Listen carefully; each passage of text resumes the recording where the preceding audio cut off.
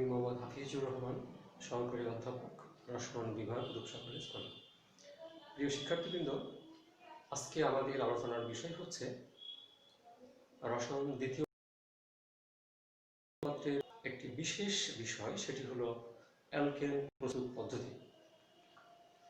আমরা জানি যে যতগুলো জৈব যৌগ পৃথিবীতে আছে তাদেরকে বিভিন্ন সমগোত্র শ্রেণীতে ভাগ করা হয়েছে। তার একটি হলো অ্যালকেন। এরপরে অ্যালকিন, অ্যালকাইন, অ্যালডিহাইড, কিটোন, অ্যালকোহল, জৈব অ্যাসিড, অ্যামিন, এগুলো সবই আমাদের সিলেবাসে আছে। তো এই অধ্যায়ের আলোচনা যেভাবে হয় সেটা হলো যে প্রত্যেকটি সমগোত্রীয় শ্রেণী নিয়ে আমাদেরকে আলোচনা করতে হবে। ঠিক একইভাবে যদি আমরা বলি যে অ্যালকেন, আমরা এই অ্যালকেন থেকে কি কি পড়ব? এর প্রস্তুত প্রণালী, বিশেষ করে প্রস্তুত প্রণালী এবং রাসায়নিক বিক্রিয়া। একইভাবে যখন আমরা অ্যালকোহল পড়ব তখন অ্যালকোহল কীভাবে তৈরি করা হয় সেগুলো শিখব, তার বিক্রিয়াগুলো শিখব। যদি আমরা এই প্রস্তুত পদ্ধতি এবং রাসায়নিক বিক্রিয়াগুলো শিখি তাহলেই এই চ্যাপ্টারের 2/3 হয়ে যাবে। কাজে আমরা এখানে সবই কিন্তু বিক্রিয়া রিলেটেড বিষয় এগুলো, সেজন্য আমাদেরকে এগুলো বিক্রিয়াগুলো খুব ভালো করে শিখতে হবে।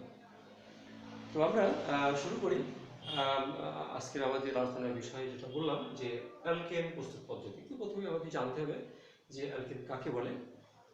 অ্যালকেন হচ্ছে যে একটি বিশেষ ধরনের হাইড্রোকার্বন। আমরা জানি যে হাইড্রোকার্বনগুলোকে বিভিন্ন শ্রেণীতে ভাগ করা হয়েছে, যেমন অ্যালকেন। তো অ্যালকেনে কোন হাইড্রোকার্বনগুলোকে আমরা অ্যালকেন বলি?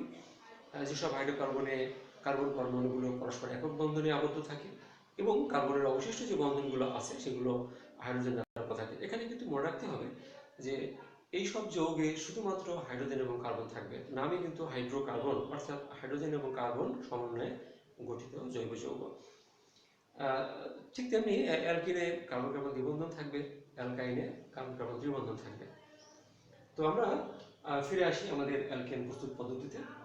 সংখ্যাটা আমাদের একটু মাথায় রাখতে হবে। আমি আবার রিপিট করছি যে যে সমস্ত হাইড্রোকার্বনে কার্বন পরমাণুগুলো পরস্পর একক বন্ধনে আবদ্ধ থাকে এবং কার্বনের অবশিষ্ট বন্ধনগুলো হাইড্রোজেন দ্বারা পূর্ণ থাকে তাদেরকে বলা হয় অ্যালকেন।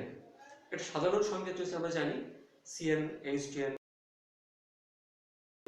আরো কতগুলো সাধারণ সংকেত রয়েছে, সেগুলো না জানলে আমরা যখন অ্যালকেন তৈরি করব তখন কিন্তু বুঝতে অসুবিধা হবে। সেজন্য আমি আগেই বলে দিচ্ছি, অ্যালকেনের সাধারণ সংকেত হলো CnH2n+2। তোমরা সবাই জানো এটা। আরও দুটি আমাদের এখানে প্রয়োজন হবে, যেমন RH কিন্তু অ্যালকেনের সংকেত। R বন্ড R, এটাও কিন্তু অ্যালকেনের সাধারণ সংকেত। যদি আমরা এখানে আর মানে কি রেডিক্যাল, অ্যালকাইল রেডিক্যাল। তো যদি আমরা আর এর যে কোনো মান বসাই, মিথাইল, ইথাইল, প্রোপাইল, আমরা দেখব যে সে আর সাথে H মিলে হয়ে যাবে অ্যালকেন। একইভাবে এই আর এবং ওই আর যদি একই রকমের মিথাইল গ্রুপ হয়, অ্যালকাইল গ্রুপ হয়, দুটো মিথাইল, দুটো ইথাইল অথবা একটা মিথাইল, তাতেও সমস্যা নেই। তখন দেখা যাবে যে সেটা ওই যে আগে যেটা বললাম CnH2n+2 অ্যালকেনের যে সাধারণ সংকেত তার সাথে মিলে যাবে। তাহলে আমরা তিনটা সংকেত এখানে বিশেষ করে ব্যবহার করব। সাধারণটা আমরা যদি বলি যে CnH2n+2, আবার RH ও অ্যালকেন, আর বন্ড আরও কিন্তু অ্যালকেন। এরপরে আমাদের আর কিছু মনে রাখতে হবে যে বিভিন্ন শ্রেণীর যে কার্যকরীমূলক, বিভিন্ন সমগোত্র শ্রেণীর যৌগের যে কার্যকরীমূলক, সেই কার্যকরীমূলকগুলো কিন্তু আমাদের মনে রাখতে হবে। তা না হলে আমরা যখন রিয়াকশন করব তখন কিভাবে রিয়াকশনটি হচ্ছে, প্রস্তুতি মানে সেখানে তো বিভিন্ন রিয়াকশন থাকবে। তোমরা লক্ষ্য করছো আমি এখানে 5টা রিয়াকশন লিখছি। তার মানেটা হলো অ্যালকেন তৈরির 5টা পদ্ধতি। 5টা পদ্ধতি কিন্তু 5টা বিক্রিয়া, 5 ধরনের বিক্রিয়া, 5টি উপায় আমরা এখানে দেখাবো যে অ্যালকেন তৈরি করা সম্ভব। আমরা আরও বলেছিলাম এর আগে যে কোনো সমগোত্র শ্রেণীর যৌগের একটা গুরুত্বপূর্ণ বৈশিষ্ট্য হলো তাদের একটি সাধারণ এক বা একাধিক সাধারণ প্রস্তুত পদ্ধতি থাকবে। অর্থাৎ যদি আমরা অ্যালকেনে আসি, methane, ethane, propane, butane, pentane, hexane, এগুলো আমরা বলি, আমরা দেখবো যে মিথেন যে প্রক্রিয়ায় তৈরি করা হয় একই প্রক্রিয়ায় ইথেন তৈরি করা যায়। আবার একই পদ্ধতিতে আমরা বাকি যে অ্যালকেনগুলো আছে, প্রোপেন, বিউটেন, পেন্টেন, এগুলো তৈরি করতে পারবো। এগুলো আমাদের সবার আগে একটু মাথায় রাখতে হবে। তো আমরা মূল জায়গাতে আসি এবার। অ্যালকেন প্রস্তুত পদ্ধতি আমরা এখানে প্রথম যে পদ্ধতিটি দেখিয়েছি RCOONA, এটি কিন্তু জৈব অ্যাসিডের সোডিয়াম লবণ। যদি এখানে সোডিয়ামের পরিবর্তে আমরা H বসাতাম তাহলে কিন্তু এটা ছিল জৈব অ্যাসিড। জৈব অ্যাসিড থেকে হাইড্রোজেনটাকে সরিয়ে দিয়ে সোডিয়াম নিয়ে আসা হয়েছে। তার মানে হলো এটি এর সঙ্গে যোগ করবো আমরা sodium hydroxide plus calcium oxide. আসলে এই দুটোর মিশ্রণকে বলা হয় সোডা লাইম। সোডিয়াম হাইড্রোক্সাইড এবং ক্যালসিয়াম অক্সাইডের যে শুষ্ক মিশ্রণ সেটি হচ্ছে সোডা লাইম। এখানে একটু মনে রাখতে হবে যে এর সাথে যখন সোডা লাইম বিক্রিয়া করবে মূলত NaOH বিক্রিয়া করবে ক্যালসিয়াম অক্সাইড। আচ্ছা, তো এখানে যেটা হবে সেটা হলো যে অ্যালকেন তৈরি হবে এবং সোডিয়াম কার্বনেট তৈরি হবে। কিভাবে তৈরি হবে একটু খেয়াল করি আমরা। তারপরও এখান থেকে আর এর সাথে H চলে আসবে, আর H হয়ে যাবে, আর সোডিয়াম কার্বনেট হয়ে যাবে। তাহলে আমরা দেখলাম যে হচ্ছে যে কার্বক্সিলিক অ্যাসিডের সোডিয়াম লবণের সাথে সোডা যদি বিক্রিয়া করে, একটু তাপ দিতে হবে, তাহলে অ্যালকেন তৈরি হয়ে যাবে, সাথে সোডিয়াম কার্বনেট উপজাত হিসেবে তৈরি থাকবে। এই বিক্রিয়ার নাম হচ্ছে এলিমিনেশন অফ কার্বক্সিল গ্রুপ। দেখো কার্বক্সিল গ্রুপ এই যে COOH অথবা COOH ছিল, এটা কিন্তু এখন নাই। এটা কিন্তু এখন এই যে যৌগ তৈরি হলো ওর মধ্যে কিন্তু কার্বক্সিল গ্রুপটা আসলে নাই। তো এটি হলো আমাদের ডিকার্বক্সিলেশন বলছি আমরা। এই প্রক্রিয়ার সাহায্যে আমরা অ্যালকেন তৈরি করতে পারি। আমাদের একটু মনে রাখতে হবে এই প্রক্রিয়ার সাহায্যে কিন্তু আমরা বেনজিন তৈরি করতে পারি। আমরা যখন বেনজিন পাবো তখন এটা আলোচনা করব। এক্ষেত্রে একটা লক্ষণীয় হচ্ছে যে যখন আমরা দেখব বিভিন্ন সিনথেসিস বা আমাদের সেক্ষেত্রে যদি এমন কোনো পদার্থ বলে দেওয়া হয় যে কার্বন সংখ্যা কম, সেখানে কিন্তু আমরা এই বিক্রিয়াটি আমরা বিবেচনায় নিব। কারণ এখানে কিন্তু এই যৌগের মধ্যে যে কয়টি কার্বন ছিল এই কার্বনটি কিন্তু দেখো এর মধ্যে কিন্তু নাই। তার মানে কি একটি কার্বন কমে গেছে। কাজেই যখন আমরা দেখবো যে কার্বন সংখ্যা কমাতে হবে তখন আমরা এই বিক্রিয়াটিকে অনুসরণ করব। যেমন যদি বলা হয় যে ইথেন থেকে মিথেন, কার্বন কমে গেল, ইথানিক অ্যাসিড থেকে মিথানিক অ্যাসিড, এইভাবে আমরা চিন্তা গ্রহণ করবো, আমরা এটাকে মাথায় রাখবো। তো এই হচ্ছে মোটামুটি ডিকার্বক্সিলেশন বা elimination of carboxyl group as carbon dioxide. দ্বিতীয় যে পদ্ধতি আসবে সেটি হচ্ছে আমরা বলি উডস বিক্রিয়া। উডস বিক্রিয়ার সাহায্যে কিন্তু আমরা অ্যালকেন তৈরি করতে পারি। তোমরা খেয়াল করো এখানে আবার XR লিখেছি শুধুমাত্র বিক্রিয়াটিকে বোঝানোর জন্য। এটাও অ্যালকাইল হ্যালাইড, এটাও অ্যালকাইল, এবং সোডিয়াম যোগ করা হয়েছে। শুষ্ক ইথার এখানে দ্রাবক হিসেবে থাকবে। তো অ্যালকাইল হ্যালাইডের সাথে সোডিয়াম যোগ করলে দেখা যায় যে অ্যালকেন তৈরি হয়, সাথে সোডিয়াম হ্যালাইড তৈরি হয়। আমাদের খেয়াল করতে হবে যে এই অ্যালকাইল হ্যালাইডের মধ্যে যে কয়টি কার্বন ছিল এখানে কিন্তু তার দ্বিগুণ হয়েছে। যদি আরটাকে আমরা মিথাইল বলি তাহলে এখানে মিথাইল, এখানে কিন্তু মিথাইল বন্ড মিথাইল, দুইটা কার্বন চলে আসছে। কাজে আমরা এটাও খেয়াল করবো সিনথেসিসের সময় যে যখন কার্বন সংখ্যা বাড়ানোর প্রয়োজন হয় সেক্ষেত্রে আমরা এই বিক্রিয়াটি অনুসরণ করতে পারি। এখানে দেখা যাবে যে হয়তো বলা হলো যে কীভাবে মিথেন থেকে ইথেন তৈরি করা যায়, ইথেন থেকে কীভাবে বিউটেন তৈরি করা যায়। যখন এই ধরনের প্রশ্ন বলা হবে অর্থাৎ কার্বন সংখ্যা যখন বাড়াতে বলা হবে তখন আমরা এই বিক্রিয়াটিকে মানে বিবেচনায় নিতে পারি। 3 নম্বর হলো RMGX। এটা হচ্ছে গ্রিক ডার্ট বিকারক। এই বিকারক তৈরি করতে পারি অ্যালকেন। আমাদের একটু মনে রাখতে হবে গ্রিক ডার্ট বিকারক হচ্ছে অ্যালকাইল ম্যাগনেসিয়াম হ্যালাইড অথবা অ্যারাইল ম্যাগনেসিয়াম হ্যালাইড।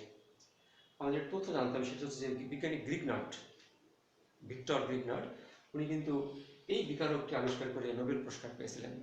কাজে তোমরা বুঝতে পারছো এটি খুব সহজ একটা বা খুব সাধারণ একটা বিকারক নয়।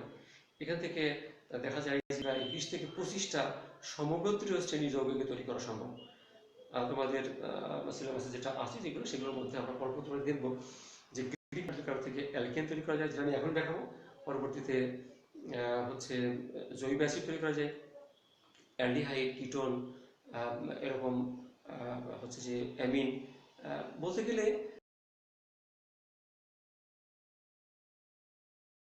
সম্ভব।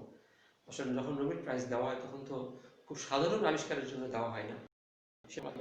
তো এই যে RMGX গ্রিক ডার্ট বিকারক, এখান থেকে আমরা অ্যালকেন তৈরি করতে পারি। আমরা একটা পদ্ধতি শিখবো গ্রিক ডার্ট বিকারক থেকে। তো সেখানে RMGX অ্যালকাইল ম্যাগনেসিয়াম হ্যালাইড সঙ্গে পানি যোগ করতে হবে, তাহলে ভেরি সিম্পল রিঅ্যাকশন যে এর সাথে পানি যোগ করলে হয়ে যাচ্ছে এই RS এর সাথে ম্যাগনেসিয়াম হাইড্রোক্সি হ্যালাইড তৈরি হবে। কিভাবে হয় সেটা আমাদের একটু খেয়াল করতে হবে। গ্রিক ডার্ট বিকারকের বৈশিষ্ট্য হচ্ছে এই পার্টটা প্লাস এবং এই পার্টটা হচ্ছে মাইনাস। পানিতে H প্লাস ও H মাইনাস। তাহলে এখন যদি আমি বলি যে এখান থেকে বন্ড ভেঙে গেল, এখান থেকে বন্ড ভেঙে গেল, তাহলে কি হবে, এর নেগেটিভের সঙ্গে ওর পজিটিভ যুক্ত হয়ে যাবে, আর এর সঙ্গে এইচ চলে আসবে, এই যে আর সঙ্গে চলে গেছে। আর বাকি কি হবে, ম্যাগনেসিয়ামের সাথে একটা এইচ আছে আর একটা ওইচ চলে আসবে, ম্যাগনেসিয়াম হাইড্রোক্সি হ্যালাইড তৈরি হয়ে গেল। তো আমরা শিখলাম যে গ্রিক ব্লাড বিকারের সাহায্যেও কিন্তু অ্যালকেন তৈরি করা সম্ভব। এক্ষেত্রে কিন্তু কার্বন সংখ্যা অপরিবর্তিত থাকে। তাহলে প্রথমটাতে দেখা যাচ্ছে যে কার্বন সংখ্যা কমে, দ্বিতীয়টাতে কার্বন সংখ্যা বাড়ে, আর 3 নম্বরে কিন্তু কার্বন সংখ্যা অপরিবর্তিত থাকে। তো সিনথেসিসের ক্ষেত্রে আমাদের এগুলো বিশেষভাবে। চতুর্থ নম্বর যে প্রক্রিয়াটি সেটি বলা হচ্ছে ক্লিমেনসেন বিজারণ বিক্রিয়া। বিজ্ঞানীর নাম হচ্ছে ক্লিমেনসেন, তার আবিষ্কৃত বিক্রিয়া। যেহেতু এখানে বিজারণ বিক্রিয়াটি এটি একটি বিজারণ বিক্রিয়া, সেজন্য তার নাম অনুসারে বলা হয়েছে ক্লিমেনসেন বিজারণ বিক্রিয়া। তো এখানে কার্বনিল যৌগ সি ডাবল বন্ড ও এটা অ্যালডিহাইড হতে পারে, কিটোন হতে পারে। তো তার সঙ্গে যদি আমরা জিঙ্ক অ্যামালগাম এবং HCl যোগ করি, জিঙ্ক অ্যামালগাম মানে কি, জিঙ্ক এবং পারদের মিশ্রণ। জিঙ্ক ধাতু পারদ ধাতু দুটোকে মিশিয়ে নিলে যে মিশ্রণটি তৈরি হয় সেটি আমরা বলি জিঙ্ক অ্যামালগাম। আর তার সঙ্গে HCl থাকবে। এখানে একটু খেয়াল রাখতে হবে যে প্রথমে জিঙ্ক অ্যামালগাম এবং HCl বিক্রিয়া করে, সবার আগে পারদটা বেরিয়ে যায়, জিঙ্ক এবং HCl থাকে, ওরা তৈরি করে হাইড্রোজেন, এই যে সেই জায়গায় হাইড্রোজেন। তার মানে জিঙ্ক অ্যামালগাম এবং HCl মিলে যে জাইমাইড হাইড্রোজেন তৈরি করে, সেই জাইমাইড হাইড্রোজেনের সাহায্যে কিন্তু কার্বনিল যৌগ বিজারিত হয়। এখানে একটু খেয়াল রাখতে হবে, এই CO গ্রুপটা আসলে হয়ে যায় CH2। এভাবে কিন্তু প্রশ্ন আসতে পারে, তুমি কিভাবে কার্বনকে মিথিলিন মূলকে রূপান্তরিত করতে পারবে, CO।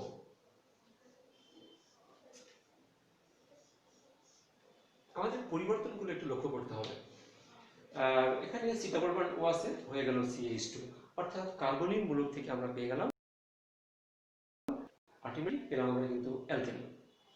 এখানে এটাকে বিজারণ কেন বলছি আমরা, এখানে একটা O ছিল, ওখানে কিন্তু নাই, দুটো H চলে আসছে, একটা O গেছে, দুটো H যুক্ত হয়েছে।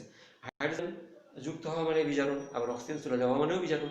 এই যে আমরা বলবো যে এই যৌগ থেকে অক্সিজেন চলে গেছে, পাশাপাশি হাইড্রোজেন যুক্ত হয়েছে, কাজে এটি বিজারণ। তো বিজ্ঞানীর নাম অনুসারে নাম কি, ক্লিমেনসেন বিজারণ বিক্রিয়া।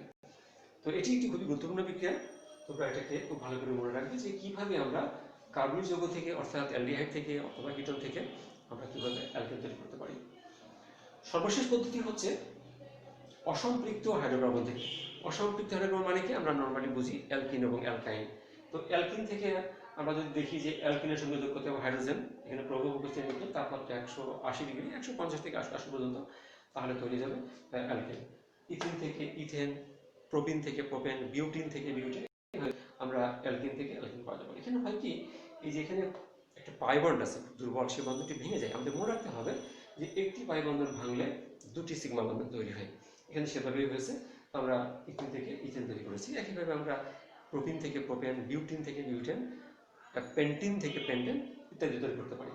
একইভাবে অ্যালকাইন, এখানে আমরা দুটা পাই বন্ড রয়েছে, তো দুটি পাই বন্ড ভাঙলে 4টি সিগমা বন্ড তৈরি হবে, সেই জন্য 4টা হচ্ছে এখানে আসবে, এর সাথে আসবে 2টা, ওর সঙ্গে 4টা বন্ড তৈরি হবে, CH3 হয়ে গেল, CH3।